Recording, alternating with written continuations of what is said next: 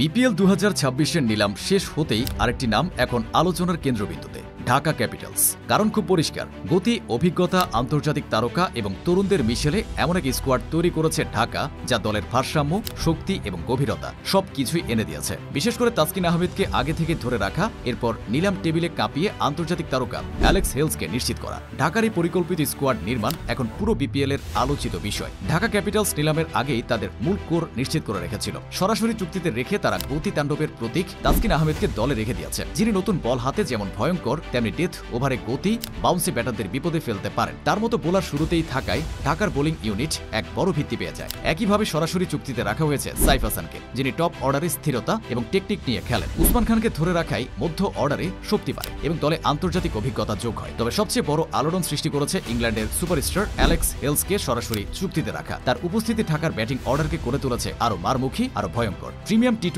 খেলোয়াড় হিসেবে হেলস শুধু ব্যাটিং নয়, ম্যাচের মোমেন্টাম তৈরি করার ক্ষেত্রেও ঢাকার সবচেয়ে বড় অস্ত্র হতে পারে। নিলামে ঢাকার মূল লক্ষ্য ছিল দলের ভারসাম্য আরো শক্ত করা, এবং সেখানে তারা সফলভাবে এগিয়ে গেছে। নিলাম থেকে দলে নেওয়া হয়েছে এমন সব ক্রিকেটার যারা টি-20তে বড় ম্যাচের পার্থক্য গড়ে দিতে পারে। ৫৬ লাখ টাকায় শামীম পাটোয়ারিকে নেওয়ার মাধ্যমে ঢাকা তাদের মিডল অর্ডারে আগ্রাসী ব্যাটিং এর একটি দারুণ অপশন তৈরি করেছে। শামীমের হিটিং, ফিল্ডিং এবং ফিনিশিং সব মিলিয়ে তিনি ঢাকার জন্য একটি নির্ভরযোগ্য টি-20 অ্যাসেট। ৬৮ লাখ টাকায় দলে নেওয়া হয়েছে অলরাউন্ডার মোহাম্মদ সাইফুদ্দিনকে, যিনি বোলিং, ব্যাটিং দুই বিভাগে দলে আনবেন ভারসাম্য। সাইফুদ্দিনের ব্যাটিংয়ে শেষ দিকের ইনিংস গড়া আর বোলিংয়ে ডেথে নিখুঁত পরিকল্পনা বাস্তবায়ন, এসবই বিপিএলে ঢাকার সাফল্যের বড় চাবিকাঠি হতে পারে। এরপর ৫২ লাখ টাকা নেওয়া হয়েছে অভিজ্ঞ ব্যাটার মোহাম্মদ মিঠুনকে, যিনি মিডল অর্ডারের স্থিরতা, টাইমিং এবং বড় ম্যাচের অভিজ্ঞতা দিয়ে দলে বাড়তি গভীরতা আনবেন। তাইজুল ইসলামকে ৩০ লাখ টাকায় নেওয়া নিলামের অন্যতম বুদ্ধিমানের সিদ্ধান্ত। বাংলাদেশের প্রতিষ্ঠিত বামহাতি স্পিনার হিসেবে তিনি পাওয়ার প্লে থেকে শুরু করে মধ্য ওভারের যে কোনো সময় ম্যাচের সুর পরিবর্তন করতে সক্ষম। টি-20তে তার নিয়ন্ত্রিত লাইন লেংথ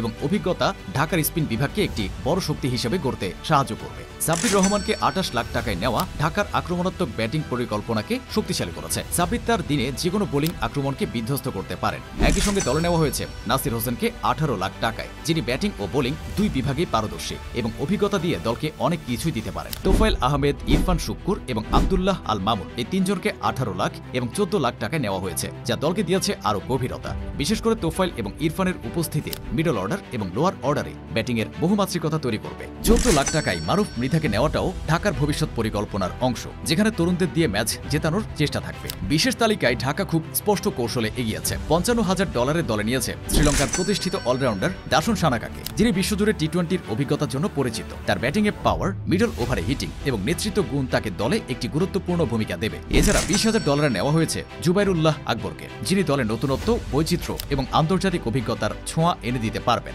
সব মিলিয়ে ঢাকা ক্যাপিটালস নিলাম শেষে যে স্কোয়াডটা তৈরি করেছে, সেটা তরুণদের ক্ষিপ্রতা, অভিজ্ঞদের স্থিরতা এবং বিদেশি তারকাদের মারমুখী টি-20 খেলার নিখুঁত সমন্বয়। তাসকিনের গতি, হেলসের পাওয়ার, সাইফুদ্দিনের ভারসাম্য, শামীম, মিঠুন, সাব্বিরদের ব্যাটিং, সাথে সানাকার অলরাউন্ড দক্ষতা। এই দলটির সামনে বিপিএল ২০২৬-এ যে কোনো প্রতিপক্ষই সাবধান থাকতে হবে। ঢাকার এই দল কেবল প্রতিদ্বন্দ্বিতা করতে আসছে না, তারা আসছে শিরোপা দখলে।